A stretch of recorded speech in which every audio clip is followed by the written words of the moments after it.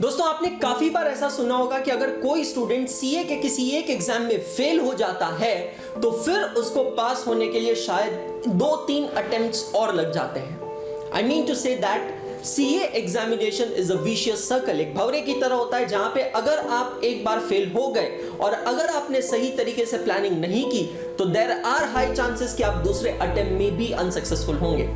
तो what is the big reason for that? What is that reason जिसके वजह से आपको सब्सिक्वेंट अटेम्प्ट में भी अनसक्सेसफुल को फेस करना पड़ सकता है? हेलो दोस्तों, मैं हूं अंशुल अग्रवाल, लेके आया हूं आपके लिए अमेजिंग वीडियो जहां आज मैं आपके साथ शेयर करने वाला हूं वो एक मास्टर टिप जिसके वजह से आप अपने सब्सिक्वेंट अटेम्प्ट में शॉर्ट सक्सेस हासिल कर सकते हैं।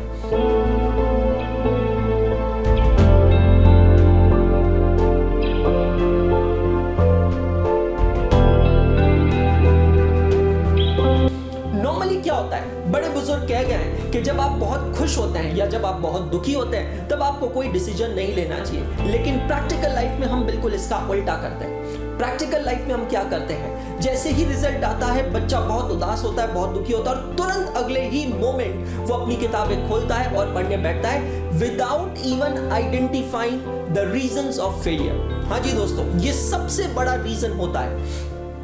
कहते हैं ना, if you fail to plan you plan to fail. इसका मतलब क्या है, जिस दिन आपका रिजल्ट आया आप अगर अनसक्सेसफुल हुए, माना आपको बहुत दुख होगा, आप उस मोमेंट को निकलने दीजिए और जब आप थोड़े स्टेबल हो जाए तब सबसे पहले आपको बैठ के करना चाहिए introspection. Yes, that one big tip which is missing in the preparations is introspection. Introspection का मतलब होता है कि आपको बैठ के ये आइडेंटिफाई करना चाहिए कि जिस सब्जेक्ट में आपको जितने भी मार्क्स मिले हैं वो आपके एस्टिमेटेड मार्क्स से कितने डिफरेंट हैं। आई मीन आपने किसी सब्जेक्ट में अगर एक्सपेक्ट किया था कि you will get 60, 65, 70 marks and if you got unfortunately like 35, 40 marks, तो आपको बैठ के ये आइडेंटिफाई करना चाहिए कि आपको उसमें इतने कम मार्क्स आखिर क्यों मिले हैं। और इतना ही नहीं, उसका आपको subject wise, chapter wise analysis करना चाहिए। वेल, फॉर दोस्त who haven't watched my last video, मैं आपको बता दूं कि मैंने एक वीडियो पोस्ट की है जहां पे मैंने आपको बताया कि किस तरीके से माइक्रोसॉफ्ट एक्सेल को यूज करके आप subject wise, chapter wise analysis कर सकते हैं by giving some colour codes.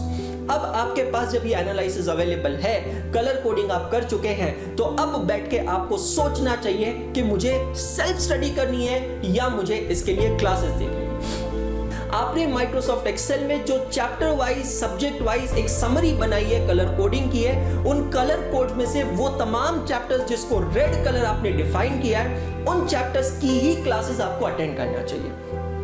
As far as the green and orange are concerned, आपको उनके क्लासेस की जरूरत नहीं है, आपको सेल्फ स्टडी पे ही फोकस करना होता है। मैंने एक सर्वे किया था और उस सर्वे के हिसाब से ये पता चला कि ज्यादातर बच्चे जो अनसक्सेसफुल होते हैं उनके अनसक्सेस का रीजन ये होता है कि एग्जामिनेशन में वो जाके बिल्कुल ब्लैंक होते हैं। ऐसा नहीं है कि उन्होंने पढ़ाई नहीं की है, ऐसा नहीं है कि उन्होंने क्लासेस अटेंड नहीं की है, डेफिनेटली उन्होंने ये सब किया है, बट सबसे बड़ा प्रॉब्लम जो होता है वो ये होता है कि जब उनके सामने एक ब्लैंक आंसर शीट आती है तो वो भी बिल्कुल ब्लैंक हो जाते हैं और एक सबसे बड़ा कंफ्यूजन ये होता है कि कहां से शुरू करें। आपको पता है ये प्रॉब्लम को ओवरकम किया जा सकता है अगर आप इसी तरीके से खुद का टेस्ट ले घर पे बैठकर।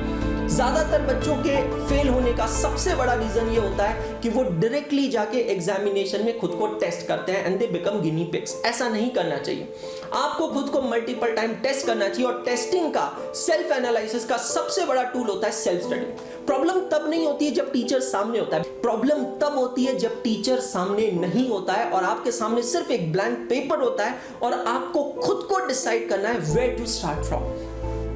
So self study is a very big success mantra for everyone। आप लोगों को ये ध्यान रखना चाहिए कि सिर्फ क्लासेस अटेंड करने से कोई भी कभी भी सीए नहीं बन सकता है और फॉर दैट सेक सिर्फ क्लासेस अटेंड करने से कोई भी एग्जाम पास नहीं की जा सकती है। क्लासेस अटेंड करने से आप नॉलेज गेन कर सकते हो, कंसेप्ट को समझ सकते हो, लेकिन आपको उस कंसेप्ट को खुद से बैठ के पढ़ना पड़ेगा, सेल्फ स्टडी करनी पड़ेगी, क्योंकि जब तक आप सेल्फ स्टडी नहीं करेंगे you won't be preparing your mind for the examination condition, because ultimately आपके साथ एग्जामिनेशन में सिर्फ एक चीज जाएगी और वो है आपका दिमाग। तो अगर आपका दिमाग आपको आज यहां सेल्फ स्टडी के समय रिस्पॉन्ड नहीं कर रहा है तो हाउ कैन यू बिलीव कि आपका दिमाग आपको वहां एग्जामिनेशन हॉल में रिस्पॉन्ड करेगा।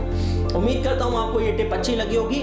डेफिनेटली इसको अपनी लाइफ में यूज कीजिएगा and it will bring radical changes to your study routine.